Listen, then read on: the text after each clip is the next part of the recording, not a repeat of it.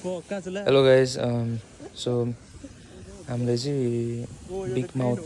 बास पारेको थियौँ अनि हाम्रो दाइले चाहिँ अब कसरी मिहिनेत गरेर जित्छ यो माछा हेर्नुहोस् किनकि लाइक साह्रै गाह्रो परेको थियो क्या हामीलाई माछा जित्नु अनि हेभी पनि थियो अनि टाँगो पनि सानो थियो एन्ड फेरि यो माछा चाहिँ उदुसमा अड्क्यो क्या त्यो भित्तामा तान्दाखेरि अब हेर्नु नि अब दाइले यस्तो माछा यस्तो गाह्रो पाराले तान्छ होइन बट स्टिल त्यो उसको चेपमा गएर अड्किन्छ क्या सो प्लिज हेर्नु हो भिडियो थ्याङ्क यू माथि तान्नु त्यता नजाऊ माथि तान्नु कम अन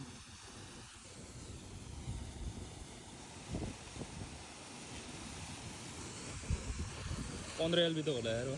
अब हाम्रो दाइले त्यसरी सट्टै चुडाएर त्यहाँ पोसाउँछ हो अनि त्यहाँ पोसिसकेपछि माछा झिक्नु फेरि हामीलाई यस्तो गाह्रो हुन्छ अब हेर न दाइले के बुद्धि लगाउँछ अनि यो माछा चाहिँ हामी झन्नै कति मिनट पछाडि छिकेको किनकि कल्चीको हुक लगाएर त्यसको मुखमा लगाएर झिकेको क्या यो माछा